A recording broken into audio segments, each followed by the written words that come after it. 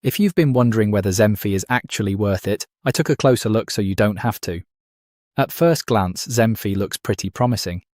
It claims to help users simplify their workflow with an easy-to-use interface and useful features. And honestly, that's what caught my attention. After looking into it, I'd say Zenfy does a good job if you're someone who values simplicity over a bunch of complicated tools. The interface is clean, it's beginner-friendly, and it doesn't take long to get comfortable with it. That said, it's not perfect. Depending on what you need, you might find that some advanced features are missing, especially if you're already using more powerful alternatives. So I wouldn't say it's the best choice for everyone. For casual users or people just getting started, though, Zenfy definitely has its strengths. It offers a straightforward experience without feeling overwhelming, which is something a lot of people will appreciate. So, is Zenfy worth it?